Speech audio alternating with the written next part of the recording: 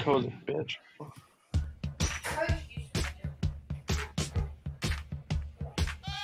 Well, I'm funny how? I mean, funny like I'm a clown, I amuse you. You have part of my attention. You have the minimum amount. I'm the guy who does his job.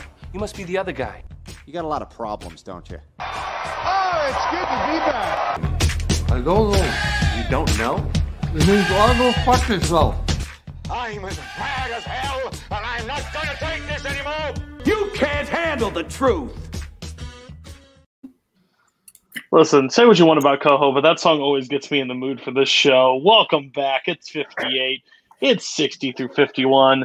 The panel that has no idea what cinema is and no idea how this show works besides Kirk. This should be a fun episode. We're all back. Top 100. We're getting into the meat of everybody's list. This is what pretty much starting next week, this is what we'll find out what really defines these people right here and what makes them tick when it comes to movies. Boatman, you wear flannel. You're 80 years old on the inside. Your picks sometimes reveal that, sometimes they don't. How do you feel like you're doing tonight? Here's what tonight's going to be. You know that video of the biker who's like going really fast and he's going to make the ramp and he's going to make the jump. And just before he gets to the ramp, he spins out and crashes. That's what my list is going to be tonight. Stay tuned. Oh, I think like you're going towards it and you hit the bus instead of jumping over the buses. I get your point. Next, Jake. I honestly don't know if you like movies. It's boiling down. I think you just like you're like the kid that plays with like gum out at recess. He's kind of weird, but he's funny at times. So, how do you feel like you're going to do tonight? That's a good question. I don't know. Honestly, at this point, I'm kind of just like, just keep getting with the punches and just take it as I can. There's not really much to it. Mine's just going to continue being weird. What can I do? I have to embrace it. You know what I love about 4th of July? It sounds like I'm getting fired on by the British. I think that's why we do it on 4th of July, because it sounds like someone's coming through my house. Next, we got Kirk. Kirk's close to Philadelphia, where I think wars happened. How are you doing tonight? You've won every episode that we've done so far. How do you think you're going to do tonight? Tonight will be interesting. I think I have a few things where I'll lose you, but there are enough Cody staples on the list, I think, that I'll draw you back. So unless somebody really blows your mind with their list, I think I'm going to wrap up the bottom half with a win. And my producer, my good friend, also my mortal enemy, Koho. How you doing tonight? You've had a day. Hopefully this will make it a little bit better. How do you think you're going to do tonight? If there was ever a week for me to beat Kirk, it's this one. I feel really good about my list. In fact, to the point where I look at it and there's one that I probably on rewatch probably should have put a little bit higher, but I really like my corner of the list here. And I'm excited to talk about the movies I have. That's fair. I will say I see a few people in the chat. I just want to shout them out. I didn't really shout out. We got Diaz. We got Vail. We got Holtzman. Barr said something. Redshaw. There's a lot. Nestbaum, I saw him at some point. This is going to be a thing. Yes, Cameron, you and Barr are my favorite, that you come in dancing to the episode. That is my favorite thing. These guys are just two fuddy-duddies. But how the show works, if you don't know how the show works, go back to watch the first episode, because it's really weird to show up on the 60 and 51 and think you know what's going on, because I still don't. Boatman, take it away. You know what to do. Hopefully, do you know how this works? I hope you do. I'll put you to the test, chump. My 60 is the Purple Rose of Cairo. My 59 is Vertigo. And my 58 is Do the Right Thing. Okay. Hey. So my 60 Purple Rose of Cairo, this is like a classier version of Last Action Hero. It's about this woman who is obsessed with this movie called The Purple Rose of Cairo. And eventually, one of the characters from the movie notices her and walks out of the screen and spends the day with her. And it's super quirky. Jeff Daniels is legitimately giving one of his best performances ever because he plays both the character and the actor who plays the character, and both performances are absolutely fantastic. Mia Farrow plays the woman who she's the star, and it's just a really fun, quirky comedy that actually has a lot of heart and a really good ending.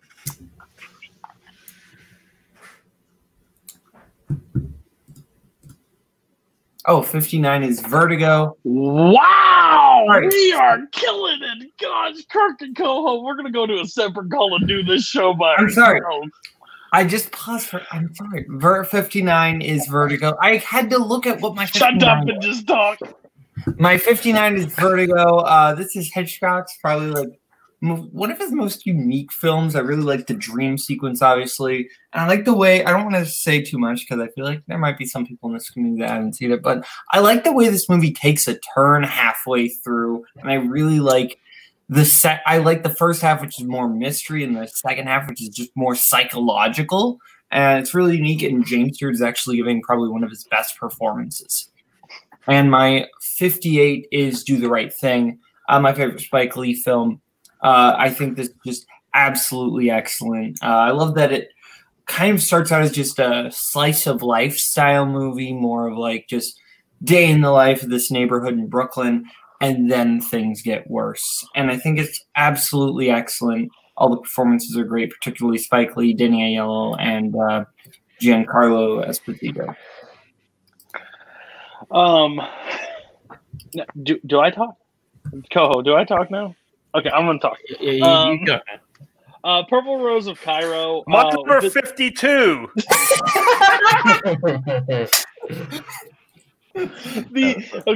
So the episode, so this is, I've not seen this movie, but this title just screams Boatman by a mile. Like the Purple Rose of Cairo. Of course, he would like it. I'll check it out. Twohig, I didn't see you. I thought you were driving. I don't hate you. 59. I've said this on an episode that will come out later, but Vertigo. I'm not a big fan of Hitchcock. I know that's like. You can't say that, but I can. I would watch the Hitchcock movie that Anthony Hopkins plays Hitchcock over some Hitchcock movies. I'm going to be honest with you. I find that more fascinating than some of his movies. North by Northwest, I really do enjoy. I told myself I'd do a rewatch of these, and like some of them that I didn't like the first time and go back. I just haven't started. Last time I saw Vertigo, wasn't a huge fan of it. Okay. And Do the Right Thing. I got a weird echo coming to me here. I don't know who that is, but if somebody could figure that out. But Do the Right Thing is good. It's actually great. It's one of my favorite movies. I think this movie, I didn't think I'd like it as much when I don't like a lot of Spike Lee movies at times. Like some I really like, and then some are in the middle for me. This one I really do enjoy. I think it's fantastic. And I think it's a story that more people need to start watching nowadays than any time ever. I think it really is a message that most people need to know. And I know Koho said if he would have watched this before his top 100, it would have been on his top 100. So he gets a pass for not having it. Okay, Jake, Do the Right Thing. Follow the rules. Okay, my number 60 is Crank 2, High Voltage. My number 59 is Crank. And my number 58 is Tetsuo the Iron Man.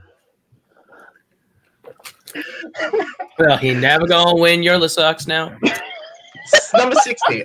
I know I have the sequel before, so I kind of just want to talk about both Crank films. Oh, go ahead. Don't spend too much time. You can just put it together. I'm with you. I get you. I think people know about this Jason Statham action films from the 2000s about a guy who's been injected by poison and he needs to keep his heart rate up. He has sex with his girlfriend, played by Amy Smart. He drives into a shopping mall. He injects himself with epinephrine. He does crazy shit by trying to find and kill the person who injected him. these are hilarious movies, both Crank films. I don't want to go too much into Crank 2, just don't want to go too much into spoilers. They're absolutely engaging. They're two of my favorite all-time over-the-top action movies. Fuck you, Adelaide. Fuck you. You're like the biggest cat stan. You can't talk to me about that shit. Sure. I think they're just super hilarious. There's Godzilla references. Sam Witwer is in the first film. The kid from Kazam is in the first film. And there's just so much insane action movies. There's a sex scene in the second film on a horse track. And a lot of the set pieces are just so over the top and engaging. I love both Crank movies. They're incredible. This is just stop making sports references that I don't get. All right, and then I put my Crank, and then next is number 58, which is Tetsuya the Iron Man. This is even weirder than Crank, to be honest. This is a Japanese film from the 80s. It is it's about a man called the metal fetishist who, at the beginning of the film, is injecting his leg with metal, and then maggots start coming out, and he runs crazily into the street, gets hit by a car. The people that hit him with the car is a man and a woman. They dump his body into the woods, and then they have sex while the body watches. And then a couple days later, the man starts realizing that there's metal coming out of his skin, and he starts to see visions of the metal fetishist, and then he starts to become a metal man, an Iron Man, if you will, throughout the movie. It's a crazy black and white Japanese horror film about just how disgusting the human body is. There's amazing prosthetics and makeup throughout the movie that I think is absolutely incredible. It's only 60 minutes. 30. If you really have an hour to waste of your life, watch this movie because it's 60 minutes. That's it. By my calculations, it's actually 67 minutes, and that's 7 minutes too long. Okay, so I just want to know, you've lived in Australia your whole life, right? Yes, that is very true. Okay, I'm just curious because you putting Crank on here, you just remind me of a guy from high school called Zach that swore up and down that these movies should have won like awards and stuff. Would bring them up every time growing up, even in college, and said we should watch Crank and Crank High Voltage. I don't know what the hell's wrong with you, honestly. I don't know how you won a title. I don't know how you are a champion right now, to be honest with you. I'm glad you have trivia skills. I know. I'm glad you have the skills because your taste in movies is one of the worst things I've ever seen in my life. The next time I ever get any scrutiny for putting a Letterboxd review out there, I'm just going to go back to you. You have Crank and Crank 2. You took 2 spots on your list for both Crank movies. Not 1, 2, and it's top 60. Like, I'm so happy you have skill in trivia because right now I'm worried about you. I really am, because if this is 60, what the hell is 30 going to be? And the other one, I've seen Iron Man.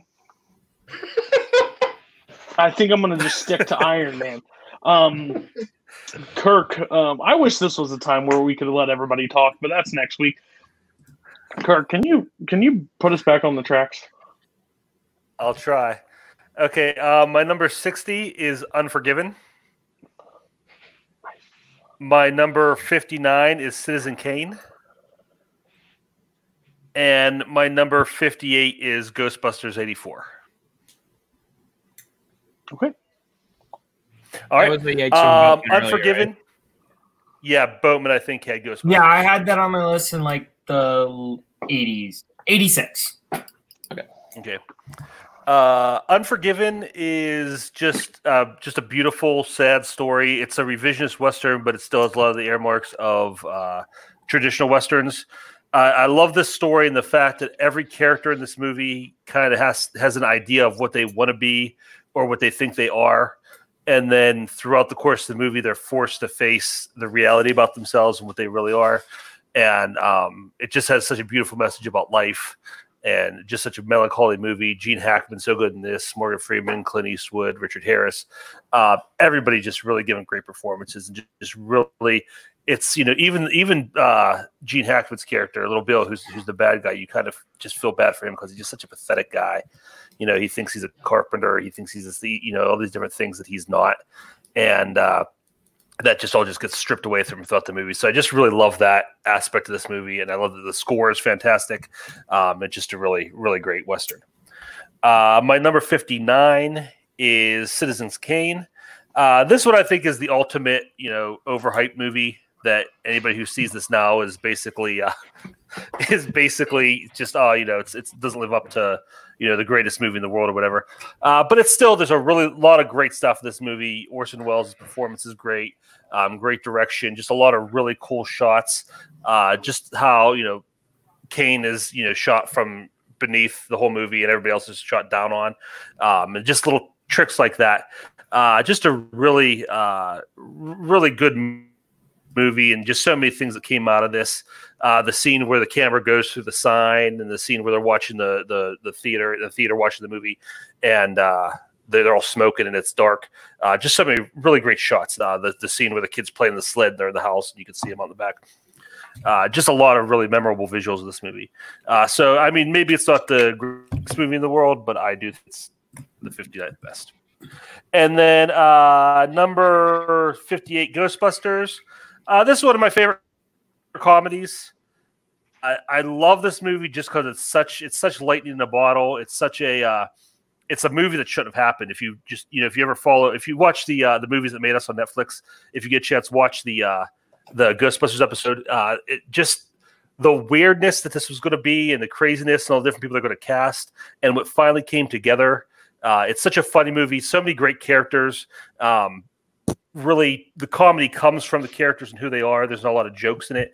The side characters, Janine's great. Everybody's so good in this movie, and it's so funny. And like I said, there's never been a movie like it since. I don't know why they keep trying to reboot it or remake it or whatever, because it's such a perfect movie, and it's something you just can't do again. Yeah, this was my 86. I think this is a super duper fun. Wait, am I not supposed to talk about No, go. You're doing the right thing. Go. Why am I? Okay. I'm laughing at Brosbud. Oh, fair. That was mine.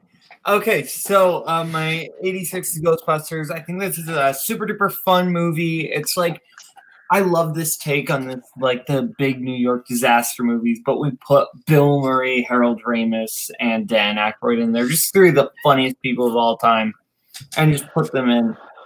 And it's absolutely fun. Kirk kind of said everything about it, of how this movie could have been completely different. And I think the more contained elements, and how this isn't like a giant off-world experience, and it's mostly kept in New York, is what makes it really good. It's just a fun movie. Okay. So 60, Unforgiven. Great choice. Gene Hackman is amazing in this movie. I really need to see more movies with Hackman, because I think like this movie, I didn't like it the first time I watched it. I was like, that's not what I expected it to be. And then on rewatch, I think it gets really good. I think this is a super smart Western, and how it's delivered. 59, my grandfather, Caleb Boatman, is my old man movie whisperer, and we pretty much agree on anything post 90s or like 2000. And he told me I wouldn't like this movie very much, so I stayed away from it, just because of the sake. I may give it a shot, but this movie is like really hyped as Citizen Kane. And here comes the internet. If I did a top 80s overrated movie, Ghostbusters would be on the top of the list for me. Ghostbusters is a super mad movie for me. I'm with Lucas Schobach. I think this movie is mad at best. And it's a person in my life. I won't say it just because of a certain person that's in the other room. It's a certain person's favorite movie in my family that I'm married into. And I sat down to watch it for the first time, and he wanted to laugh a minute, and I did not laugh as much as I wanted to, and I don't think he wanted me to marry his daughter. But overall, I think it's mad. That's the best I could say. He hyped it too high. Hopefully she doesn't watch this episode. Caleb, take it away. We'll make that quick. Hey, so my number 60 is Man on the Moon. Yeah. My number 59 is Moneyball. And my 58 is Captain America: The Winter Soldier. Ooh. Cool. All right. No, All right. Endgame was on the same list. Okay. So my number 60, Man on the Moon. It's one of my favorite biopics. I wasn't expecting to really like this movie. I didn't even know it existed until Netflix put out that Jim and Andy documentary, and I was so kind of fascinated by the clips I saw of Jim Carrey performing. I went back and watched it, and I didn't know anything about the subject matter or anything that was happening. And that movie just draws you in to understanding the enigma that is Charlie Kaufman or Andy Kaufman. Sorry. I'm thinking of ending things was on my newsfeed. No, but I think it's a really gripping biopic and a fun time and one of Carrey's best performances, if not his best. 59 Moneyball. This movie fucking slaps. This is one of my favorite sports movies. Statistical analysis in a movie would not be something I would think would be interesting, but Brad Pitt and Jonah Hill sell this movie with their performances and totally put you into their world and make it gripping and really enthralling to watch how they turned a baseball team that had no chance of beating anyone into one of the best in that singular season and changed the way that GMing works. But this was a really, really fun movie. I go back and a lot, enjoy it. This is the movie I alluded to in the opening. This would be higher on my list on rewatch, but it is one of the best of the MCU. It's a gripping action movie. I think it's the best directed action that the Russo brothers do in the entire MCU. I think it's a fight a minute that is just close quarters combat. And I think the story within it of just developing the Captain America character from the first movie where he just he blindly kind of trusts his government and doing the right thing, and now he finds out 7 years later he can't really do that anymore. He stands for all the same things, but the people that he stood behind don't believe in the same things that he does anymore. And I think it's a really interesting political thriller wrapped inside a superhero movie. So yeah. Okay, Man on the Moon. Not a big fan. Not a big fan. Growing up, I was a wrestling fan. I heard about Jerry Lawler and Koho. I think where it boils down to it is I don't like him as a character. I don't like him. I find him annoying. I find him just annoying, and I get that's who he was playing. So he does a great job, but I can't get behind a biopic that I just don't find interesting with the first character. So that's probably why it wouldn't make my list. 59. There's a lot of things you said incorrect about this, and I won't go on to a long tangent. It did not change baseball forever. It made a lot more GMs thinking Billy Beane is still sitting in Oakland yet to win a championship with this logic. So don't think it's going to happen. Also, they had 3 of the best pitchers in baseball at the time. That's why they won so many games. I will also find. Oh, did you have Moneyball? I had it at 70, so I didn't know when I was supposed to talk about it. Well, you jumped in last time. Go ahead. Well, just talk. Okay. Moneyball is my 70. I wish I would have rewatched it before I made the list because I watched it like a week ago and it would have been higher on my list. This movie is absolutely excellent. I love the giant dynamic between Brad Pitt and Jonah Hill. It's just super duper fun. I think my favorite scene in the movie is the trading scene when Brad Pitt's got all the calls going on at once. I think that's just excellent. I don't love sports. This is my favorite sports movie ever. To touch on that, still my favorite scene in this entire movie. Again, this would have been my top list. It's a baseball movie. I think it's great. But when Billy Beane goes and sits down with the head coach and goes, "Who's starting first base?" "Well, Pena's starting." "No, he's not. He's starting in Chicago." So, well, fine. Then somebody else. "Nope. He starts somewhere else." "Who's starting first?" Hatterberg's starting first base. He trades the 2 players out from under him to get what he wants, and I find it so fascinating because that's what I love about baseball.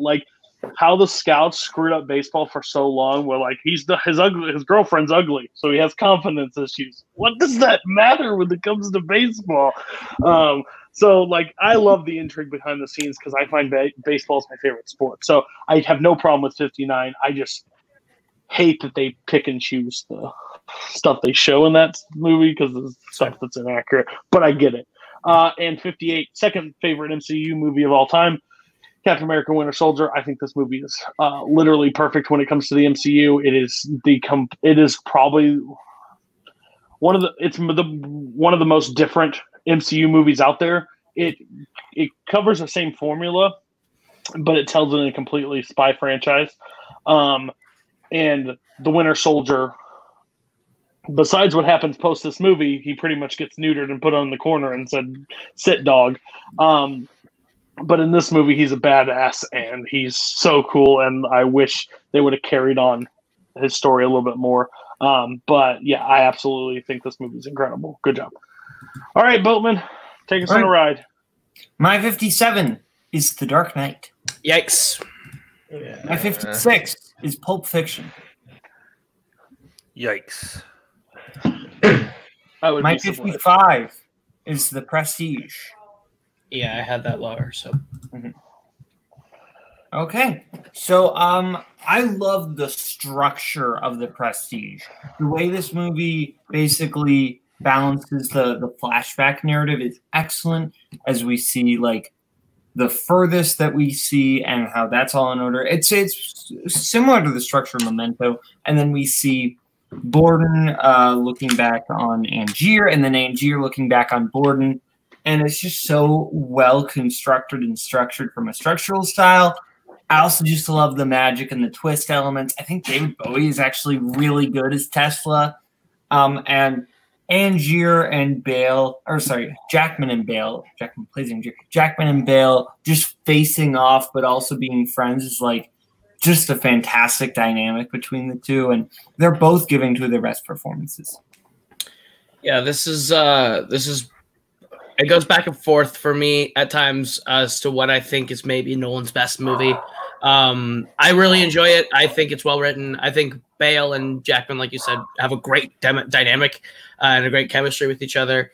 I love the story, just the idea of two old-time magicians trying to one-up each other, and the way that they have to try and come up with the next big trick that's better than the other until it gets even more extreme to the point where someone's going to get hurt. I think it's a really cool idea.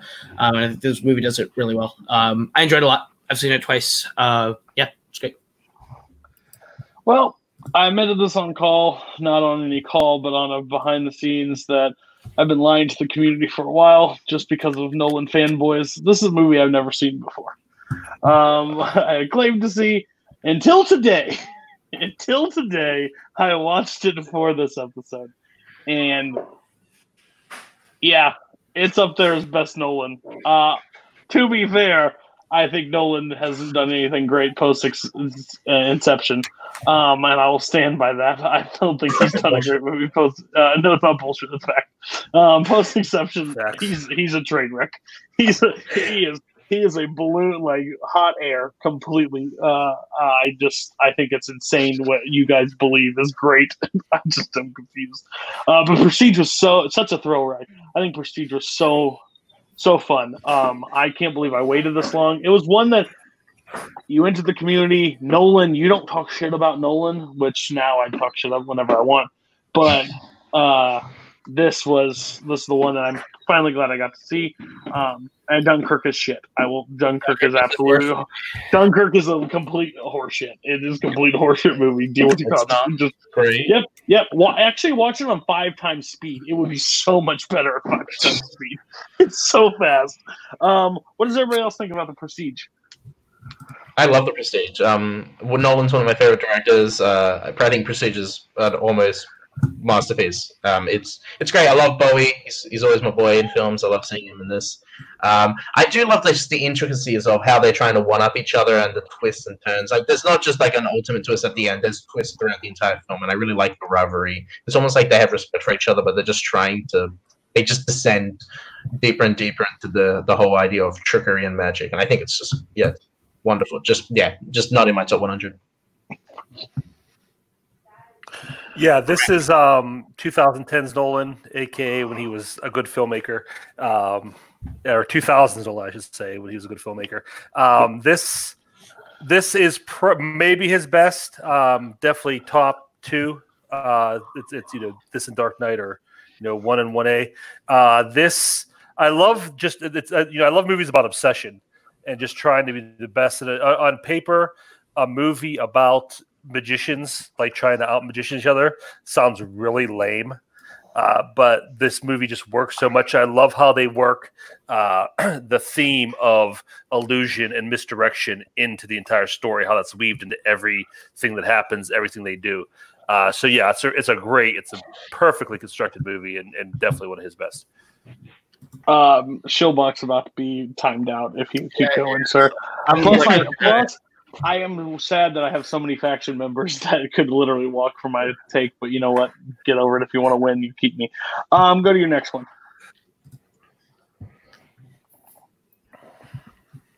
On my 54 is... Me and Cole are going to get a drinking game. We're going to get hammered. Yep. Sorry, I was looking at my list. 54 is... Oh, no. My 54 is Scott Pilgrim versus the World. You never gonna win. You're the sucks now. Never gonna win. You're the sucks now. Okay. Cody, I know you don't like this movie, but look at it on a comedic level. I think on a comedic level, this movie... Let me just talk. On a comedic level? I'm sorry. Let me say my thing. Well, I'm looking good now. I haven't even said anything yet. Not yet. No. On a comedic level, I personally think this movie is very well done. I think you have a lot of great comedic performances. I think you have Chris Evans as Lucas Lee giving just a very unique turn, especially for what Chris Evans could do at that time. He's excellent. Brandon Routh, as Todd is super duper funny in this.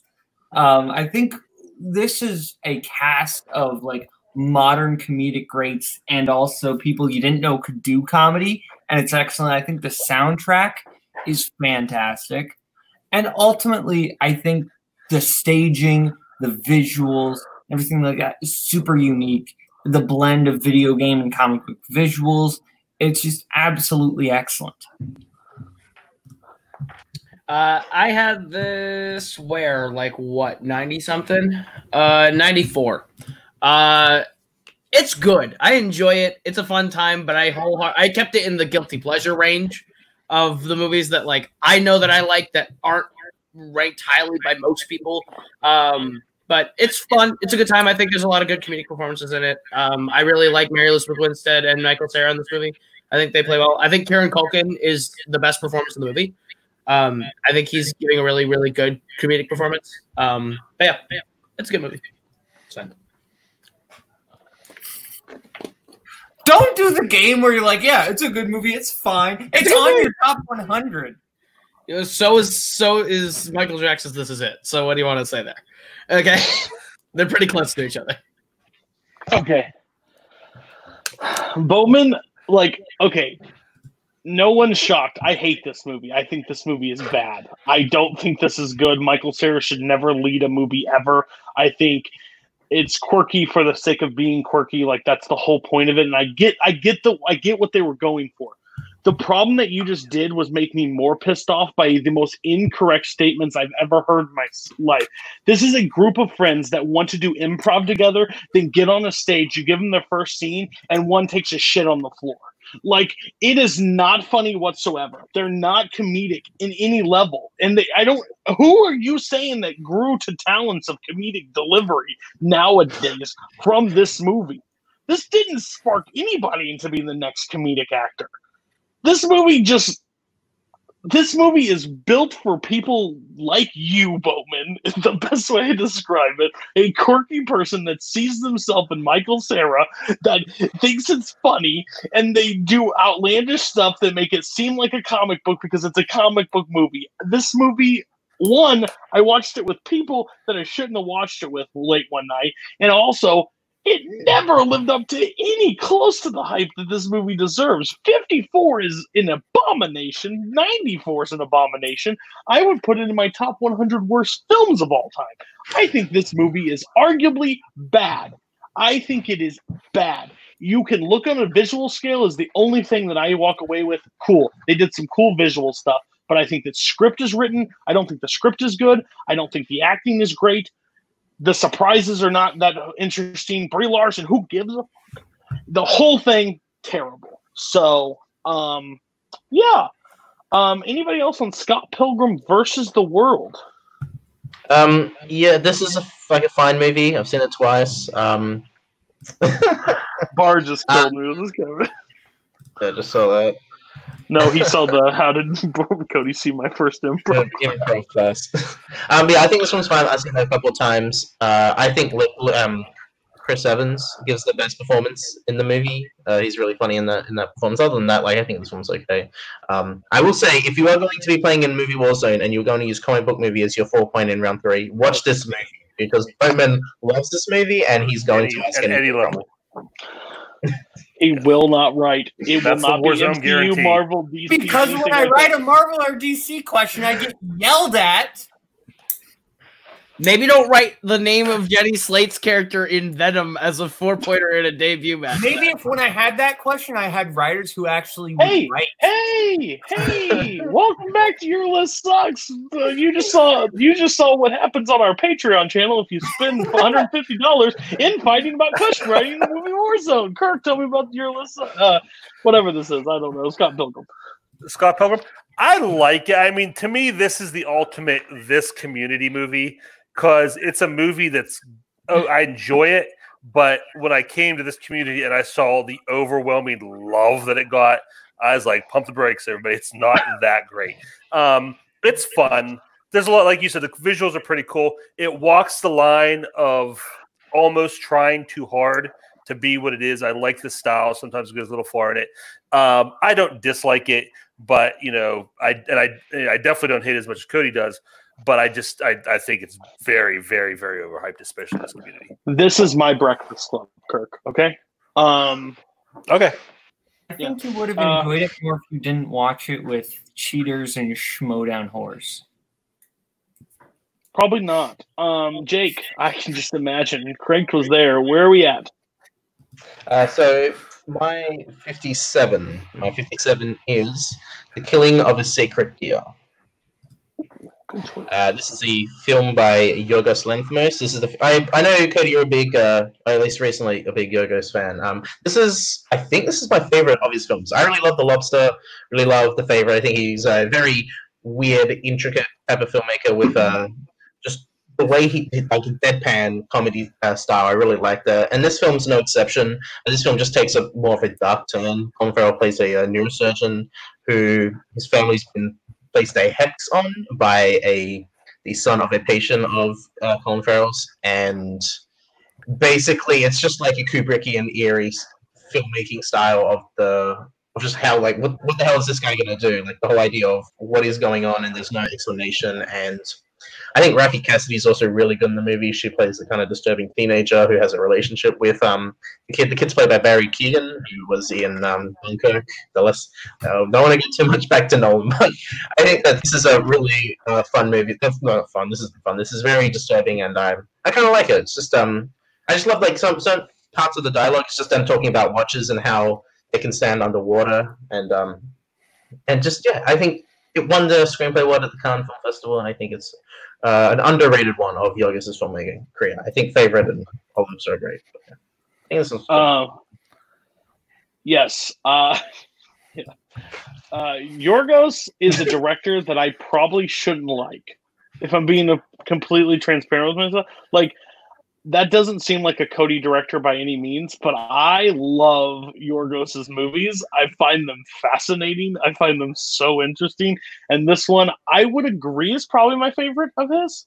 I'm not the biggest on The Lobster, but I still enjoy The Lobster. But yeah, absolutely great choice. I think it's still on Netflix. I think it was on. It's so good. Yeah, I would definitely go check it out if you've never seen it. I think it's a good introduction to Yorgos, really. Like, The Favorite's probably the most accessible of Yorgos, but this one's a really good choice.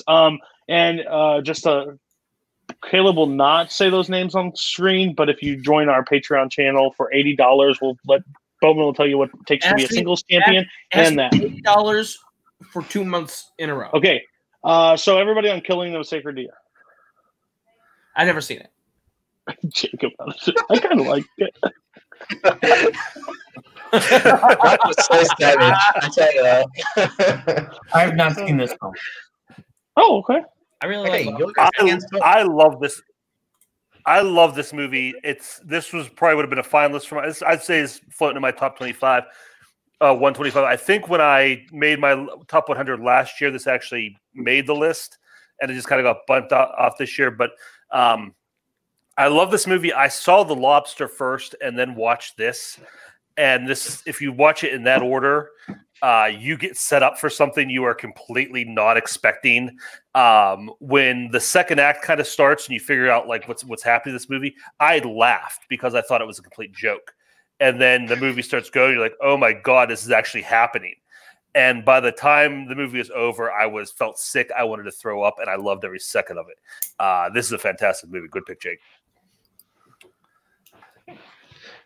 So next is 56. I'm ready for Koho to do the yikes. Ready? Get ready, Koho. Get ready, ready? It's Synecdoche, New York. Go fuck yourself.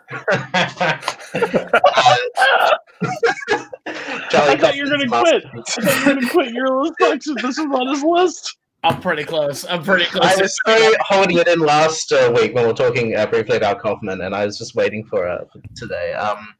This is just, oh my God, this is a hard film to describe. It's Philip Seymour Hoffman plays a theater director who's been given a grant money to make whatever passion project.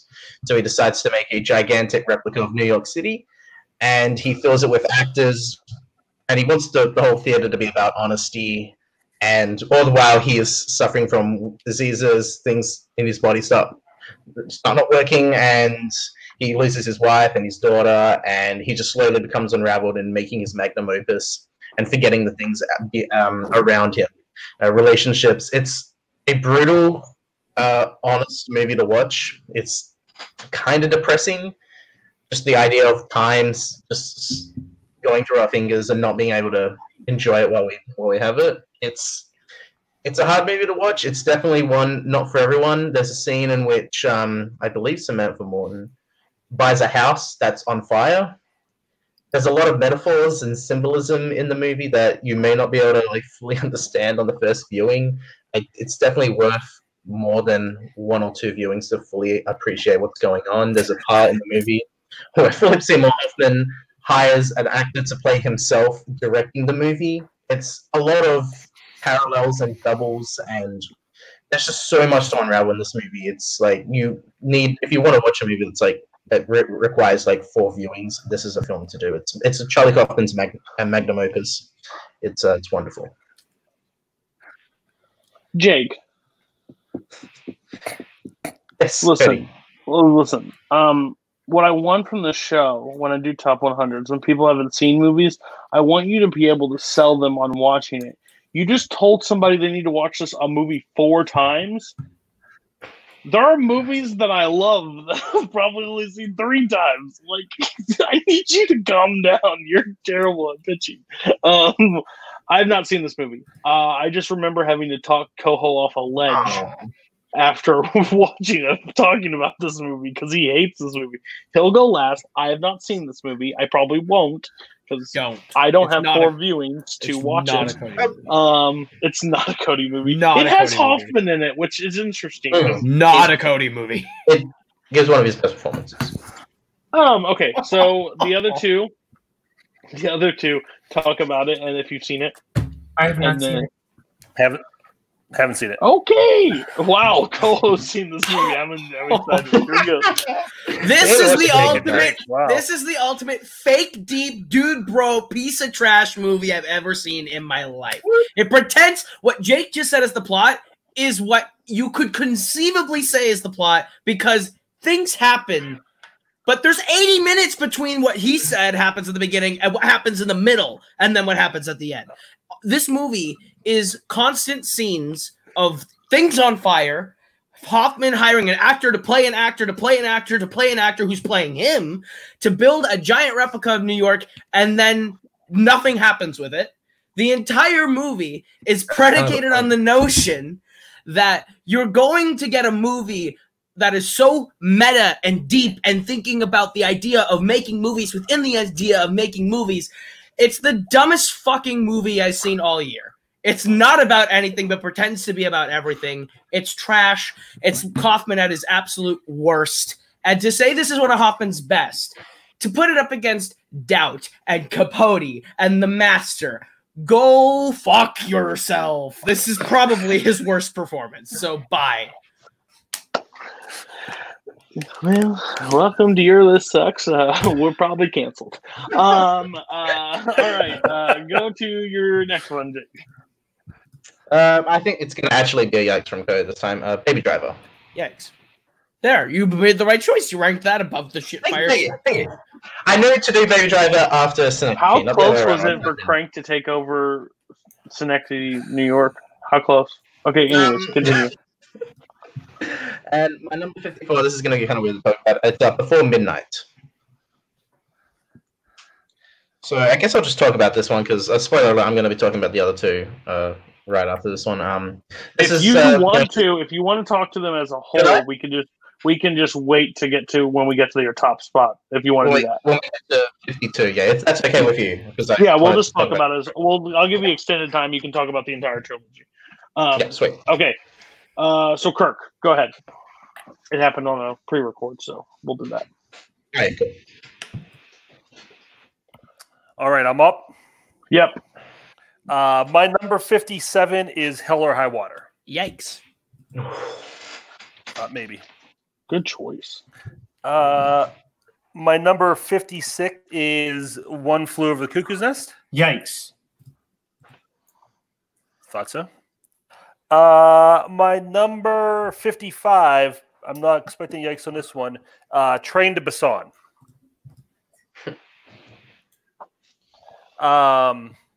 This is the second zombie movie on my list so far. This is not my favorite zombie movie, but this one's really good.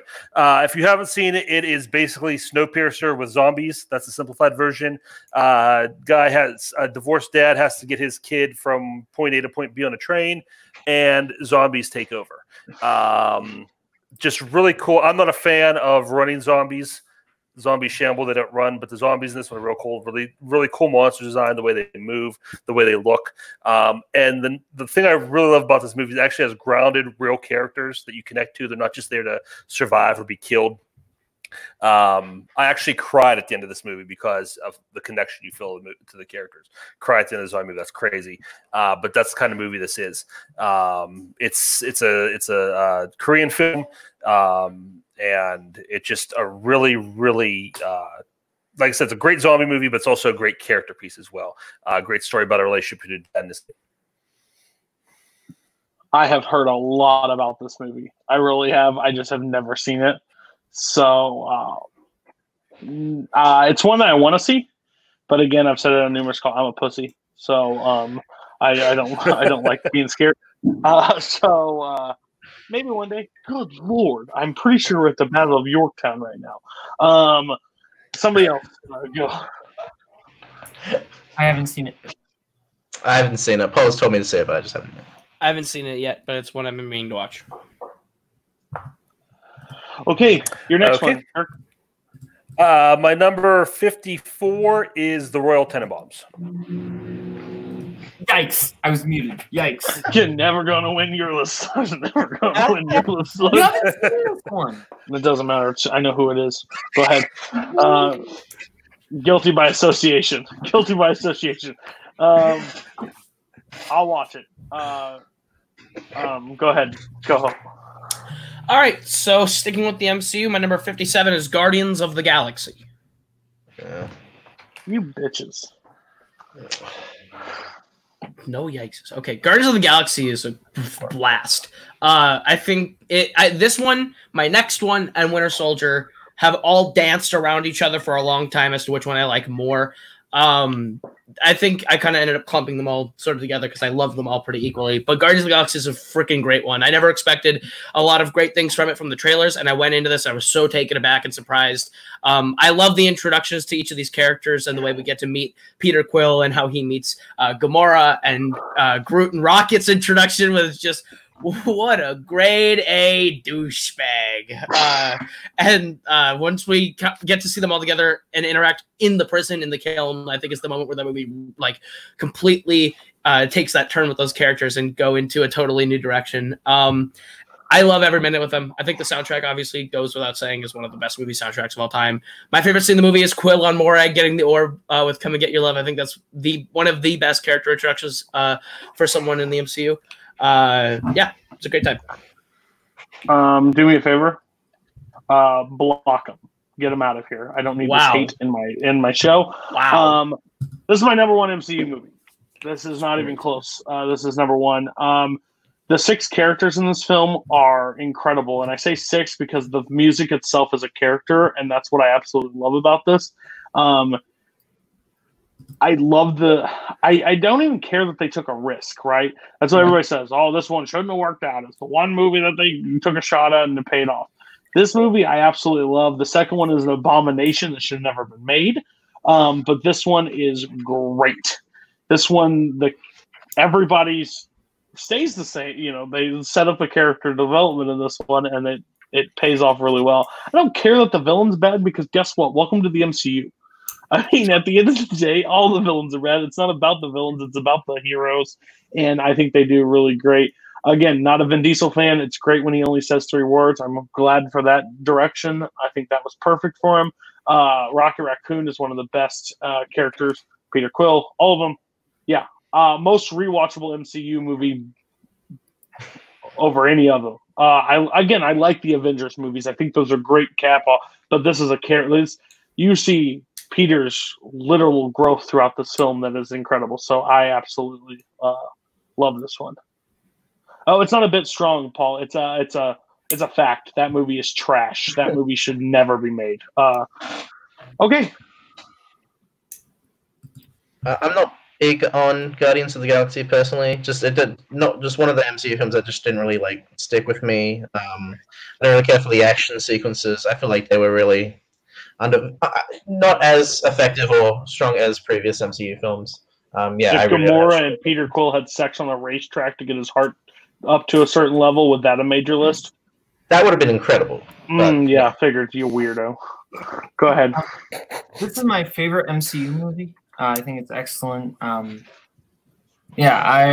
really love the dynamic in this one. The one thing that brings it down is the villain. Yeah, so that does mean there are no MCU films in my top 100. That's what I just realized. Yeah. Yeah. I'm already losing the episode anyway, so yeah.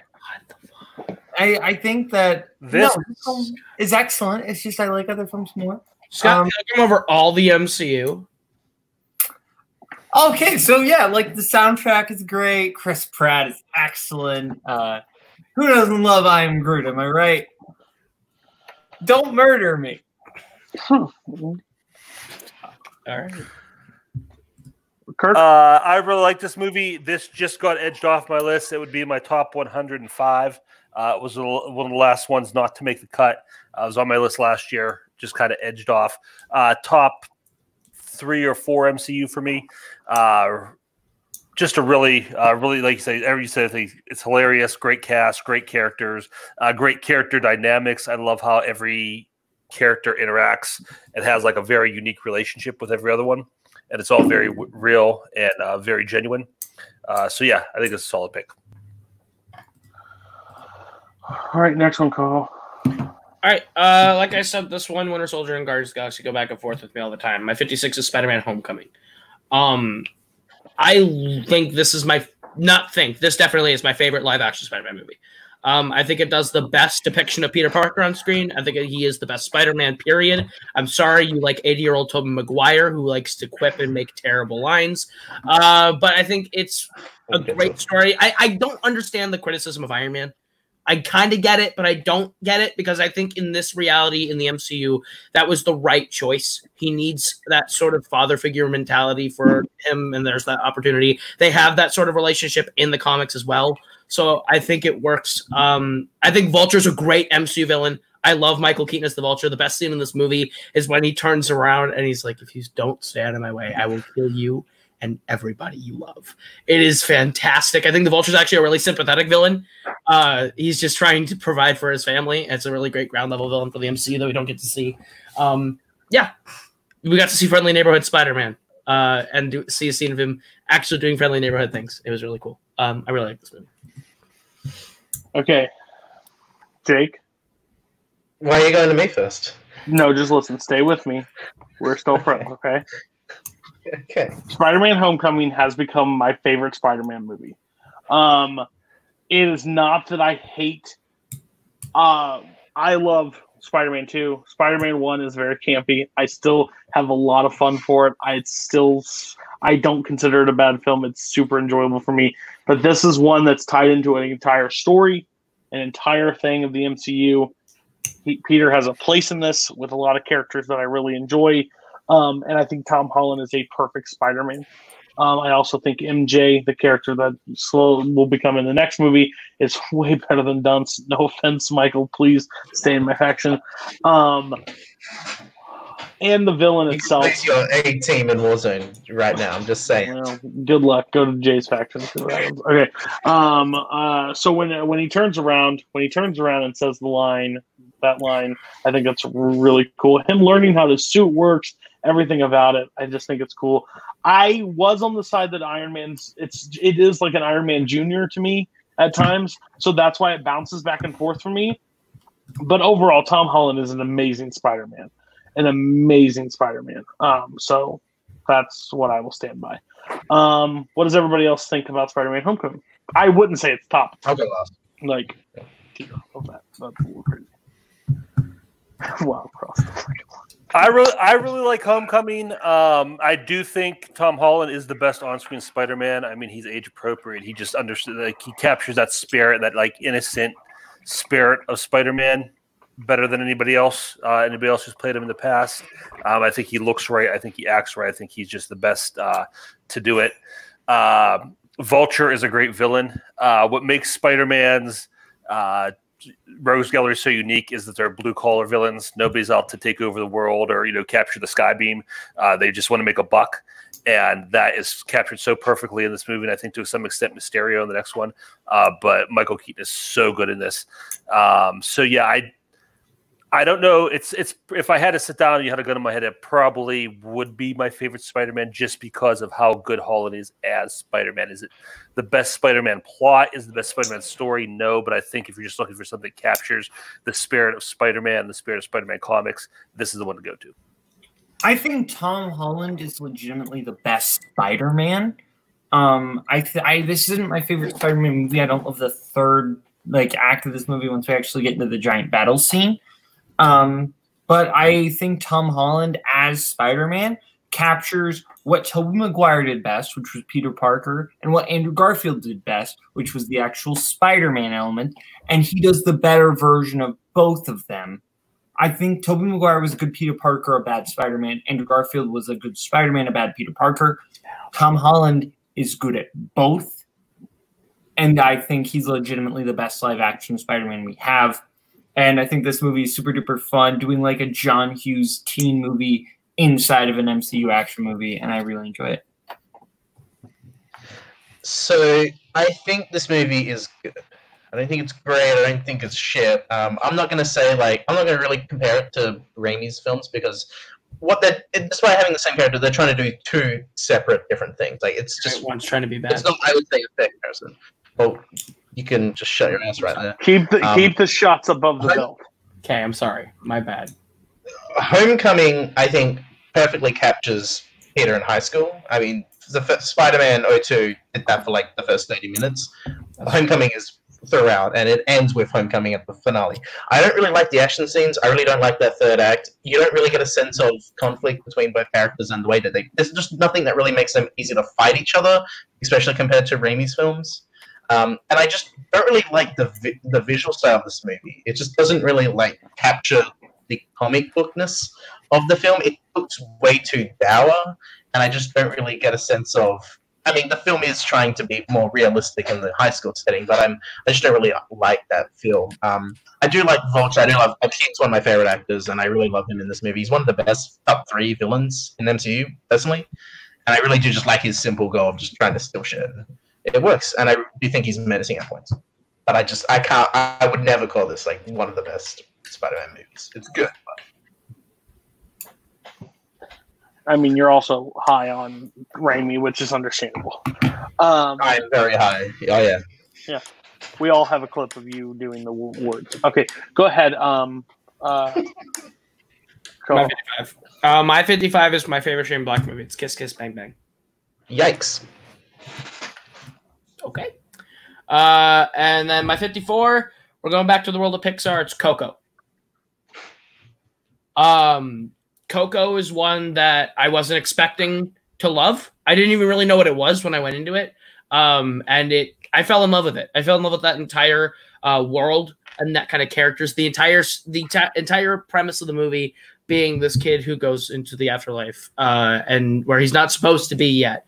And he's just trying to get approval for what he wants, which is his dreams, to just be a guitar player, to be able to do music, to do what he loves. And I think this the Pixar formula works really well with it, of take character to a place where they're not supposed to be and have them with an unlikely person to seek an unlikely goal. I think this one breaks that mold pretty consistently and does it really well. And I think the music is great. I love the soundtrack to Coco. Remember Me is a really beautiful song. I don't know if I'd have actually given it the Oscar in that year, but it is a really good song. But yeah, I love Coco. I think it's really smart. And it's a beautiful story. Top 10 Pixar for me, hands down. I think the story is. I think I'm going to do my Pixar rewatch, so I don't really know where it would rank right now. But Coco is brilliant. I think I heard all the stuff coming up to it. It's just the Book of Life, like redone, blah blah blah. There was a firing on that side. It wasn't going to be good, and then the story came out. I think it tells a story that needs to be told in animated movies. That not all the kids have to be little white kids that grow up and stuff like that. I would like to see the Mexican culture. I think that's very impactful in this movie. I think this music's really good.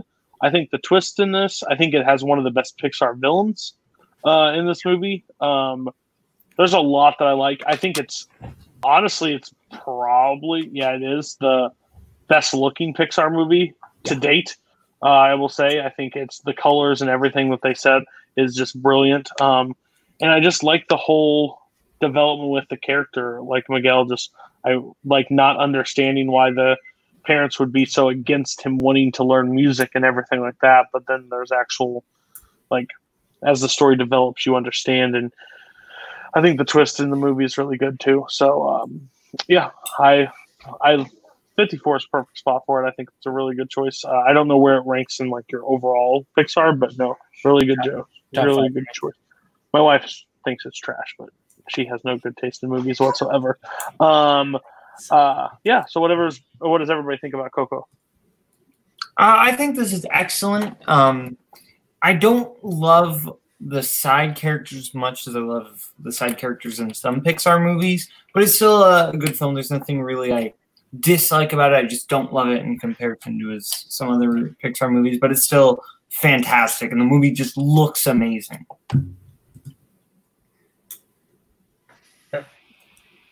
I really like this movie. The animation is beautiful. This is probably their best looking movie.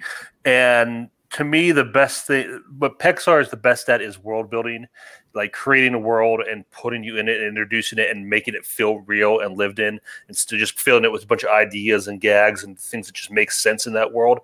And this might be the best job they've ever done at that whole afterlife and just exploring that part of the culture and their folklore is really cool. And just, I mean, the story is just so beautiful and the music is great. This is probably, it's definitely top 5 Pixar for me. Yeah.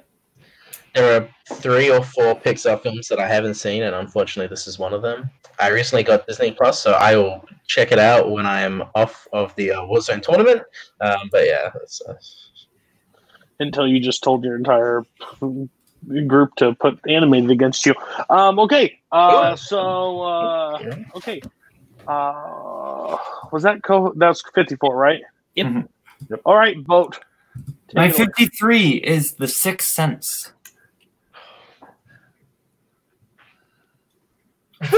I think this film gets looked at as one of those movies that, you get the twist and that's it. You watch it twice and then there's no need to watch it ever again. I wholeheartedly disagree. With that statement. I've seen this movie, I honestly want to say about 7 times. I absolutely love this film. I love the dynamic between Cole and Malcolm. I think it's excellent. The scene in which Cole first interacts with Malcolm inside of Cole's house and Malcolm plays a little game where if I'm right, step forward, if I'm wrong, step back. I think that's an excellent way to give us character information and like a creative setting with stakes. Obviously, the staging of this and the set design is kind of overdone at this point. The doorknob, the use of the color red, everything. But I think just even without the twist and all of that, just the human elements of this movie, I think are excellent, taking away the twist. And then It's crazy. Did anybody else have this? No. Okay, it's crazy that you just described my entire point at the beginning. This is one time, and that's about it. I don't think this movie holds up after the twist is revealed. I think it's a fine movie. Like, I get it. Haley Joel Osment gives a good, like, I see dead people. Yeah, we get it, kid. We get it. And I won't tell you the twist, because if you haven't seen it yet, let the twist live for a little bit. But I don't think it's that great of a movie. I don't think he's a great director. I understand everybody's like, he's done something great here, he's done something here. I don't really like any of his films. I think Signs is the one that I think is the better of them, I think. But then again, I don't ever pop in his movies over anything else, really. And that's the problem with him. I think Unbreakable, I just haven't really, I've seen it once, I never went back to it. But yeah, this one, I think once you know the twist, I think this movie goes downhill on rewatch by a large margin. The first initial, if you have never seen this movie and haven't heard anything about it, which will be a shock to me, Yeah. But if you haven't, live in that world, because that first initial shock is great. But also, if you can follow a movie whatsoever, you can see it coming. Everybody else on The Sixth Sense. I mean, I'm not saying personally how I feel about the movie, but this film is a cultural phenomenon. This was a humongous film when it came out. Pop culture, it's one of the defining films of the late 90s. I think this movie's great. I think this may be Shyamalan's first film. It's not my personal favorite. But, I mean, I talked about Unbreakable in the first episode, but I think what this film does, and it executes every setup and pays it off perfectly in the last 30 minutes as far as what the film is trying to go for. The film, I think, personally works. Knowing the twist or not even having a twist in the movie, the film works with what it sets up. And I think Toni Collette gives a understated, emotional performance as Cole's mum. She's just wonderful. It's great to see from her point of view what's going on with her son. And that last scene in the car is just so beautiful. The fact that he chose not to have music and be over manipulative and let the scene just play out, I think it's just so perfectly done. I think this movie's great, but yeah, it's just almost made my top 100, honestly. Yeah, this would probably crack my top 200. I disagree with Cody. I think it does still work after the twist, and even the twist, like the I See Dead People, it almost has like that Matrix thing where you saw Bullet Time get parodied so many times that you forget how good it actually is in the original thing. And I think that's really. With the deal with this movie, it's still a really good movie. The horror elements of this movie really, really hit. They're very, very terrifying, very tense. And I think you got 3 great performances from Bruce Willis, Toni Collette, and Haley Joel Osment to really anchor it. So, I think this movie holds up. I've actually never seen it, but I don't really ever think I'm going to, because I mean the twist is like out in like total view of everything. Honestly, Caleb, I think the film works not even knowing the twist, but I mean it's up to you if you want to. I saw this movie. I knew the twist. Michael Boatman, Eli Boatman's dad, spoiled the twist for me. So I've never seen this movie without knowing the twist. Okay, so the next thing, we're going to give Jake some extended time here, but Jake's going to talk about his trilogy, so he won't talk at 52. So, well, yeah. So you don't just talk 52, but talk 50. Yeah, okay. You can just talk now in that chunk. We'll just skip you on the next round. That's sweet. So remember, I guess technically my 54, 53, and 52 is the before trilogy, before sunrise, before sunset, before midnight. I did in order of what I personally think is my favorite, which is from best to least best is sunrise, sunset, midnight. I think they work better as a trilogy of films. I think people know this movie. It's about two people, Jesse and Celine, played by Julie Delpy and Ethan Hawke, and they just walk around town and talk about Thank you. Relationships, religion, life, love, everything about their lives and kind of what they're doing. And it's at 3 different places in their lives. First, them being mid-20s college students. Then 9 years later, they're older, they're married, they have kids. And then later on, them being married and kind of like the situation that kind of happens when you're married and these secrets get revealed and all that sort of stuff. And I just really love the simplicity of these films. I like Linklater a lot, and these are 3 of my favorite Linklater movies. I think you can enjoy them as separate films, but I really love just watching them as a trilogy. You get a lot out of them, just seeing how these characters evolve. And I think the fact that they actually did it like pre-Boyhood, the whole waiting 9 years, and then with the same actors, the same characters, and then waiting another 9 years later, just kind of seeing that part in time and seeing how they felt at the moment when they made it. Because you have 95, 2004, and 2013. Fingers crossed for a 4th one in 2022. And it's just really just simple, just relationship. It's a gigantic, it's dialogue heavy, and for some people that may not be their thing. I think it's just engaging to just hear them talk about just everything that they want to talk about. I think Before Sunset's the best one, just to see the fact that we get to see 9 years later them reuniting, especially since Sunrise ended on such a ambiguous will they, won't they. And I think Midnight also has some, it's the least best, it's the weakest of the 3, but I still think it works effectively for what it's trying to go for. And the last 30 minutes can be brutal at times, but also it ends on that note of will they, won't they, which I think is really powerful. Definitely worth people's time. Some of the best romance films ever. I don't know what's happening. You're talking about the Before trilogy, and everybody in the chat's talking about the umbrellas of Cherbourg. So I don't really know. That's why Barr doesn't need to be in the chat. We need to get him out of here, the hack himself. But I haven't seen any of the trilogy. And I want to, because I think I'm going to really enjoy them. But it's just finding, because I will have to see all 3 of them, so it's just setting up a time to see all 3. But no, I've heard only but great things about this, and I am it's romantic comedy, right, or just romance? Yeah, it's just romance. Just romance. Okay, so I'm not the biggest romance, but I think I might watch them with my wife because I think she would like them. So finding her time to watch a movie is rough. Okay, everybody else on the Before trilogy? Anybody? I've never seen it, but I've been meaning to. So. Kirk, same. Oh, okay. Same. I haven't seen them. Want to see them have it.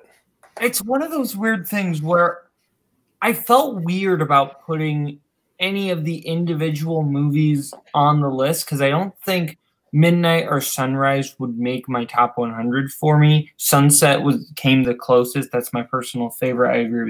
I agree with Jake's ranking of the 3, but I love these movies as a unit. I think as a trilogy, they're excellent because you really can't watch just one. You need to see them as the full trilogy. Sunrise being kind of the Sunrise is really good on its own, but as you see the relationship grow and change, that truly works. I think Midnight is an excellent cap off, but Sunset I think just has the best dialogue in general. So what is actually the first one in the series? Sunrise. Sunset, Midnight. Thank you. Kirk? Kirk hasn't seen it. Kirk hasn't seen it. Okay. Yeah. Okay, so my 53 is Joseph in the chat, because I know he's been looking for this for the whole series. My number 53 is Pacific Rim. He's doing the Jake. He's doing the Jake. He is doing the Jake. I think Screen Junkies said it best about this movie in the Honest Trailer. It is either the smartest dumb movie or the dumbest smart movie of all time. It's just a big, crazy monster robot movie, but it's Guillermo del Toro, so it still is just beautifully made. This movie has some great visuals. I love the way they do the scale. The shot of the little girl running from the kaiju over the shoulder of the kaiju shot is one of the single most beautiful things I've seen on a movie screen in the past 10 years. This is just a great movie. It's so much fun. The character's a little cheesy. It's got like a lot of the action movie tropes, but there's still a lot of great Guillermo del Toro tidbits in this.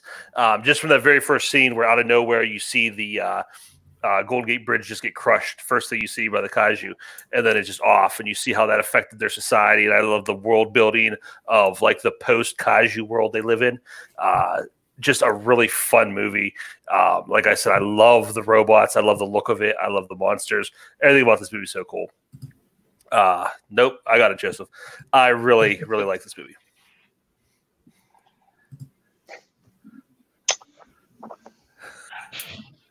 Thank you, Barr. That's true. Yeah, that hurts. That hurts a lot. I'm really confused because the Kirk I know, the Kirk that I've gotten to know over this last year, isn't this Kirk. Either he's changing or one-offs are a surprise. But I like Pacific Rim. I will say it out there. I actually really think this movie is dope.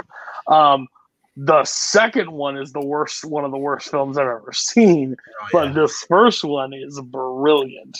I remember like it was a mix. Like some people were like, this movie's garbage. And I was like, what are you watching? This is kind of what I wanted Transformers to kind of be. Like in the best way possible. Like they at least show action in the big fights. Like you can tell what the hell's going on. And I think it's, Guillermo del Toro doing it. I think it's brilliant. But I'm just really shocked that Kirk had Pacific Rim over Jarsden Park. That doesn't help your case at all. But I think it is. I think it's great. I think it's crazy that it's at 53 for you though, because you've had a lot of great movies. And then, bam, halfway through, Pacific Rim. Okay. What does everybody else think about Pacific Rim? This is not a Boatman movie. It really isn't. I don't like giant CGI things smashing into each other for 2 hours. I just don't, unless it's like really, really character-based or clever. And I don't think this is. I think it's, if you want to see things... If Albert Brooks was in charge of one of the Jaegers, would it be your kind of movie? Would he be writing it? Or would he just be in it? No, he'd just be in it. Then, no. Well, Albert Brooks and Sam Rockwell. Go ahead. Continue. But, I think this is... I get why people like this movie. I agree with you. It's the best version of Transformers.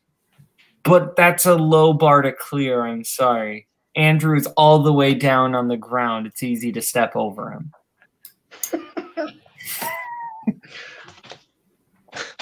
I think Pacific Rim is a really fun blockbuster. Like one of the quintessential blockbuster films, or at least films that I appreciate more with the fact that it's from a singular vision. I think Guillermo del Toro, every film he makes, he has a sense of unique passion to every film that he does. And this is no exception. He just wanted to make a kaiju movie, so he made his own. And I think what shows as far as what a director can do is watching Pacific Rim and then watching Pacific Rim 2 Uprising and seeing how much dedication Del Toro did to creating the universe. And I really love what Kurt was talking about, the world building and the fact that they just built the buildings over the kaiju bones and all that sort of stuff. It's like really interesting stuff that Del Toro was delving into. I just love the way he also films everything. Everything looks big and gigantic. It feels, you get a sense of like the weight of the kaijus and the Jaegers. So I think it's kind of crazy at 53, but also I'm the guy that has Crank and Crank 2 and Kung Pao, so I think that's fun. It's good to see people just have fun movies in their 100. Pacific Rim's dope. It's a fun time. I remember not knowing anything about it except there was big robots and big monsters and going in to see it. And I think when I did my summer movies of 2013, that was pretty much number 1 or number 2. It was pretty high up there for me. It's a fun time. I think it's a well-made action movie. 2 is terrible. It is one of the worst dumpster fires I've ever seen. But respect. I like Pacific Rim. It's a good movie. I just got a text from Kathy. You have Pacific Rim above Jaws and 10 question marks. Basically, like I think Kirk just does this to keep us all on his toes. Like you think you know what Kirk's doing? Ha ha! There's a sleight of hand. All right, Koho, what's your next one? I can promise you I'm not talking for the rest of the night, but this is my 3-movie stretch of movies I've seen once and loved them on the first watch. So 53, 12 Angry Men. Yikes! There it is. Yikes. Boat 52. My 52, we've talked about this director tonight. We're talking about him again. It's Psycho. Oh, you're a big Gus Van Sant fan?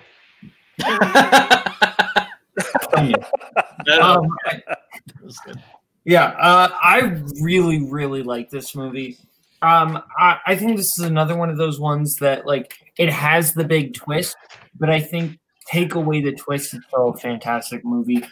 I love the character of Marion Crane, and the way she's set up is kind of this, like, very morally bankrupt character.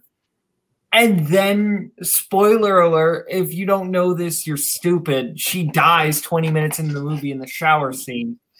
And then it's about uncovering the mystery of her murder. Anthony Perkins is excellent in this movie.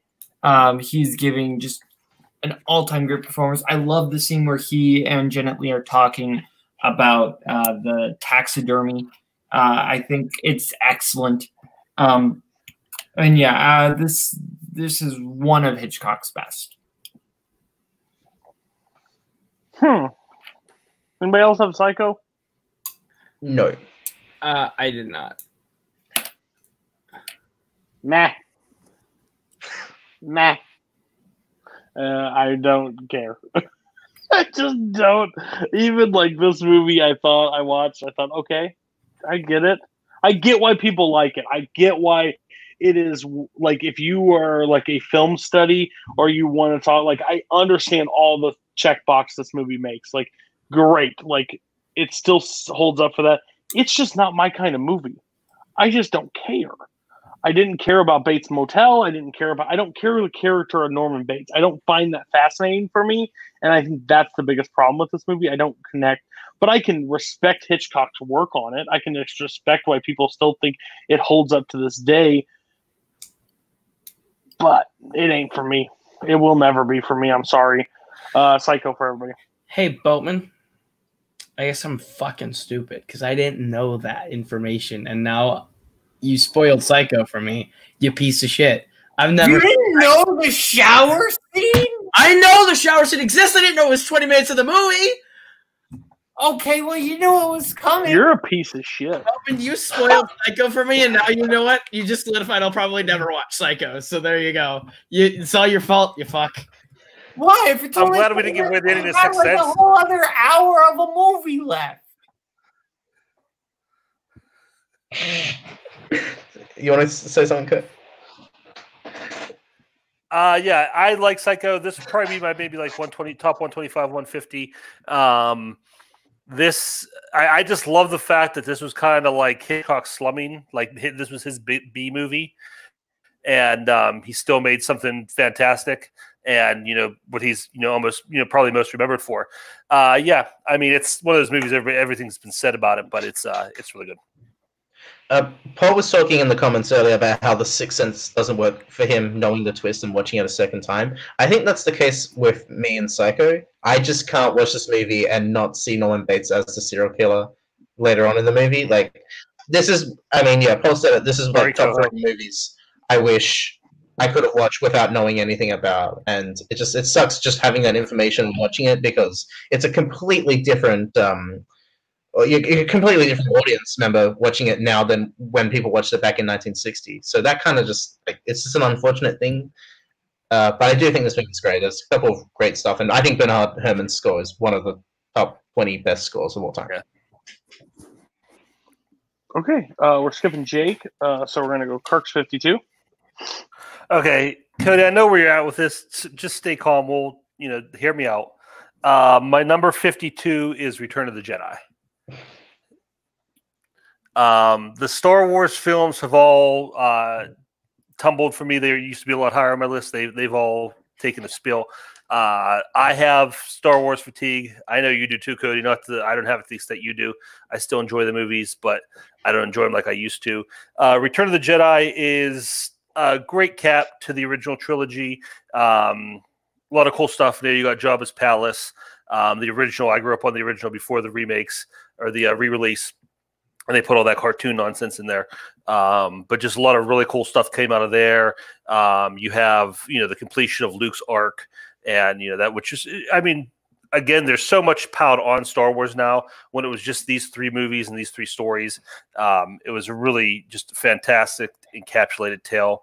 And you have that final fight scene, and you have Vader redeemed, which again I think is actually more impactful when you don't have the baggage of the prequels, and it just stands on its own.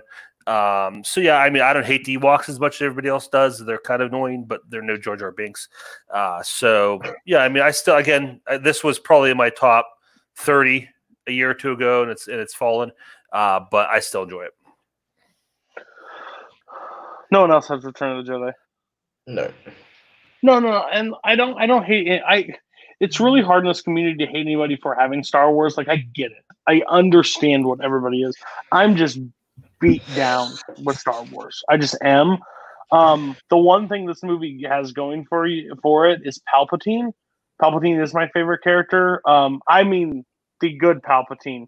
I don't mean that clone piece of shit that they threw in the last movie. I'm talking about this one. This Palpatine is brilliant. And I think it's honestly the first 3 I get. I get the love for it. I get the excitement for it. I get that why everybody gets pumped to watch Star Wars. That makes me like happy to watch Star Wars. And I think there's one-offs throughout everything. Like, I enjoy The Force Awakens more than most. I enjoy Revenge of the Sith a lot more than most. I think, honestly, I really find a lot of things I like in there. But the overall community, the overall fandom has ruined these movies to a scary degree. The Schmodown has ruined it by doing its own trivia league based on it. I think MTFO doing their side of Star Wars. It's just, there's not enough trivia in these movies to go for an entire league by itself. And I don't find it fascinating when those are the type of movies. They're dense movies. They have a lot to do, but you take the fun out of them, basically. And anytime one mentions somebody, there's a huge war of somebody having a problem with it and blah, blah, blah. I just don't get the fandom of it. I don't think they're all great movies. I think there are a lot of hit and misses. There's a lot of stuff that I don't find fun. I think some of the new Disney stuff has ruined some of the old stuff. Like, why the fuck can't Vader move the way he does anymore? After you just tear everybody apart and thing. But Return of the Jedi is this a perfect a perfect closing. It's a perfect closing. It has some of the greatest characters. I'm not a big Luke Skywalker fan, but it has Palpatine. It has Vader's redemption. I have no problem with 52. I think that's a fine choice. Not over like Park and Jaws. I still can't believe that's the level it is, but we will have a whole discussion later about that. Everybody else on Return of the Jedi.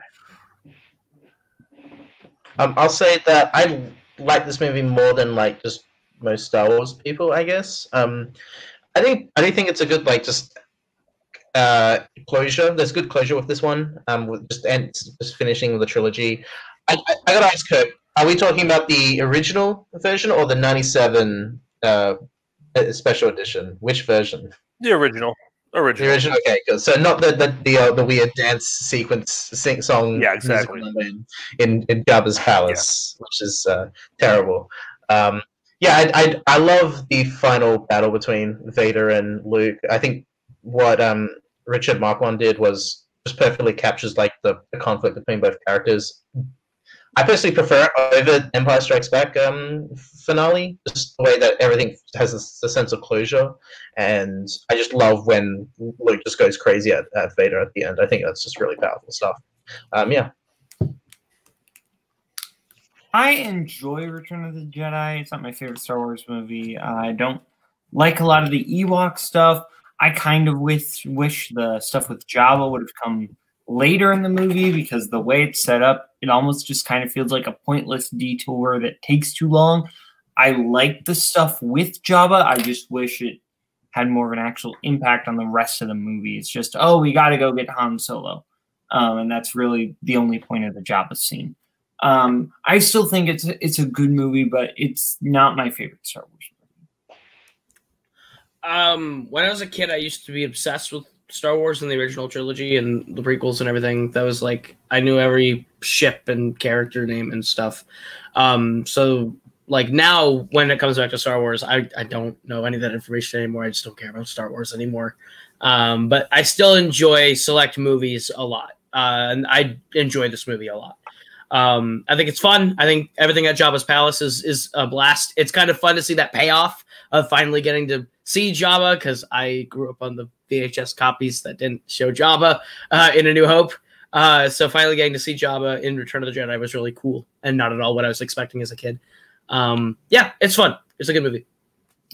And I will say, on my last rewatch, I don't get the Ewok hate. I really don't. And I'm kind of with Paul. The last year, we have kind of slowed down on Star Wars, which is nice. It is nice, I will agree. But at the start of this thing, it was at a psycho rate. Maybe just Nico hasn't played in as many matches anymore. Okay. Koho. All right. I will continue to not talk tonight because I am pretty confident this is the X by 52 movie saw recently. One of my favorite Billy Wilder movies, if not my favorite Billy Wilder movie, it's Sunset Boulevard. Yikes. There it is. Cool. Boatman. All right, my number 51, Kirk, say yikes, Dog Day Afternoon. Yikes. There we go. Jake, you get to talk again. Yeah, maybe. The third one that was released straight to DVD.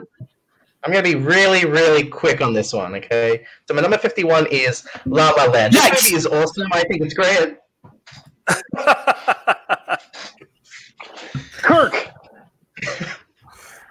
My number. Oh, this is go fast. My number 51 is Alien. Oh my gosh. Okay. Gosh. This is one.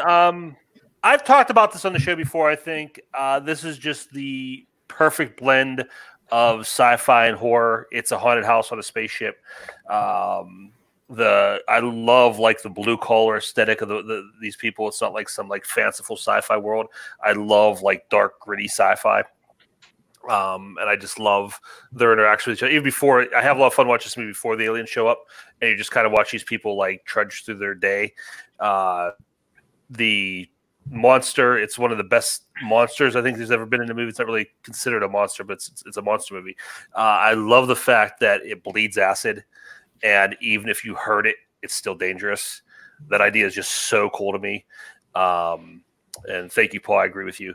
And I the sequels have just dropped off because they've tried it. It's one of those movies you should have been left alone. Just been its own thing, and just a one-off. It would have been so much better. But I love, just like I said, I love that the claustrophobia, the water dripping. It doesn't make sense on a spaceship, but there's just water dripping and puddles of water. It's kind of gross. It's just such a great horror movie, great sci-fi movie. And Sigourney Weaver, of course, is one of the greatest movie heroes of all time in this. One, I'm ashamed for everybody else. I'm kind of upset. I really love Alien. This is the problem that I have. Paul and you are the people to blame. Alien and Aliens are fantastic movies. Both are fantastic. They're shot in just two different genres. One is an action movie. The other is a horror movie. If you don't like the action, fine. But at the end of the day, they are fantastic movies. Both are perfect. I like Aliens more than Alien because I shoot towards more of the action side than I am a horror guy. But I think they are brilliant films. I just really do. I hate that. I hate that people think Aliens is not a good movie because Alien is the superior film. That's fine. But you can't tell me that Aliens is a bad movie. It's not. It is great. I'm glad that you had it on your list because I think it would be stupid if you didn't have Alien, because I think Alien is literally top 10 horror movie for me all time. I think it's brilliant. It's terrifying. It's scary. I think the Xenomorph is probably the best creature or whatever, monster or whatever you want to give it in movie history. I think the Xenomorph is great.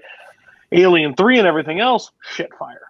Those first two, great. What does everybody else say about Alien? Because apparently, not a great movie for you guys. The only Alien movie I've ever seen is Alien Covenant. So, that is no. shocking. Yeah. That is. I haven't gotten back to it yet. I will. Best part about Alien Covenant was when Danny McBride. Don't spoil the ending for me, Koho. Sorry. Here's my thing with Alien. I need to rewatch it because with both Alien and Aliens, I'm pretty sure I watched the director's cut without seeing the actual movie. And I thought both were a little too long, so I should probably watch the originals. It's not my fault. That's all my library had when I was 17. I just love Thomas Scully's answer in space. No one can hear you scream, but you can hear Cody real well. I have that up on the screen. I missed it. Thank you, Scully. The director's cuts. It's funny because Ridley Scott and James Cameron are like notorious for their director's cuts on that, and they both did the 2 best Alien movies in the franchise. I kind of agree with Cody. Action and horror, they're very 2 different genres. They have different expectations and different tropes that you just can't really compare, I guess. And I totally get that. I prefer Alien personally, just because I like the atmosphere that the first one creates and the sense of unknown with like the whole idea of the ship and what's going on, what's on it, and just having no idea where the origin of it, and then Prometheus and Covenant ruined that. I like the movie a lot. My mum is a big Aliens fan, so I've seen Aliens more, but I think what Alien does well is perfectly captures the sense of just being in space and there's no sense of help. The dread is just at an all-time high. I do find it funny that both films end with Ridley putting on a suit to fight the alien. They both end the same way, which is funny. But other than that, I do prefer Alien. And just to be clear, I'm a pussy. That's why Alien is not my favorite, because it scares the shit out of me, honestly. A claustrophobic and xenomorph, fuck you. I'm done. And Koho, finish off the night, which you're not talking apparently. So I just want to hear I have a very good idea that Boatman's about to yikes this one. But I wonder why. Watched it for the first time this year. Did not expect it to impact me this way. Great cast, great script. It's a little bit sunshine. Yikes! That's the show this week, guys. Again, thanks to everybody in the chat. I really appreciate it. We had a really good good group in here. Fantastic. Jake, Michael, I'm used to my faction. Jake, Kirk, Koho, Boatman, thanks for being on this week again. Thanks for doing this experiment. I think we're learning a lot about ourselves. I think we're getting closer as people. I think I hate a lot of you a lot. I think I hate you guys a lot more than when we started this, but we'll see how this whole show ends. Next week's going to be a little bit longer episode. We're getting to the passion. So far, Bowman's list this week was pretty good overall. Had some yikes. But there was a few that were no, sir.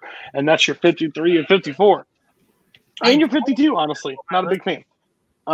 So, yeah, Boatman did not win this week. Jake did not win your list sucks. We're going to be honest with you. I love that you made it. Thank you. Yeah, Jake did not. I'm going to give you a peek behind the curtain. Jake's probably not going to win this overall. I think we all do that. Yeah. Next, we got Kirk. Kirk had a lot of good choice. Alien, Return of the Jedi. I'm a fan of. World Cinema haven't seen. Pacific Rim, good. But then you also had like Ghostbusters, Hello Order. Didn't win this week because the winner of this week is Kaleb Koho. Kaleb Koho wins by a good large margin. He has Moneyball, he has Winter Soldier and Guardians, my top 2. Spider-Man is in my top 10. Coco, 12 Angry Men, Sunset Boulevard. This list screamed Cody Newberry. Well done. Koho is unthrown Kirk for the thing. How do you feel, Kirk? I'm just mad. I wanted that bottom half. I wanted that whole bottom half. We have yikes coming up still. Boatman has a lot of yikes. Man, he is growing in yikes. He's going to talk a whole lot. Koho has some good ones coming, except that 73 good. That's disgusting. And we'll move over to the next 2. Yeah, we got some good movies still coming, some not so good movies coming. I'm excited to sit here and see what this final list is. Again, I know what the combined list. I think it's going to be a crazy final one. But again, your list sucks. We're going to carry this on through the rest of the summer. But honestly, I think me and Koho have some fun ideas coming back when we go back to normal time. These 4 won't really be on the show for a while because they just took over the whole summer. But again, if you haven't started working on your top 100 list, start working on your top 100 list because what? What's going on? It's Tim. It's Tim because Tim just showed up. It's fine. Okay. If you're not working on your top 100, start working on your top 100 because I will announce this on this show this time. The one that will take place next summer will be hosted by Kirk. Kirk will take over the hosting chair for the next top 100, and I will be one of the panelists on the top 100. So if you haven't started or you need to start watching more movies, watch it. I think it will be a great time. But I want people to start working on it because I don't want just random lists thrown together. Start working. But join us next week. I can't wait to start talking about the top 50s because it's going to be rough. In case I don't see you. I'll be back. Good afternoon, good evening, and good night. You better lawyer up, asshole. Because I'm not coming back for 30%. I'm coming back for everything. Get what you fucking deserve! Return to your lady friend. Duncan, please return to your lady friend. No. The king. Hasta la vista, baby.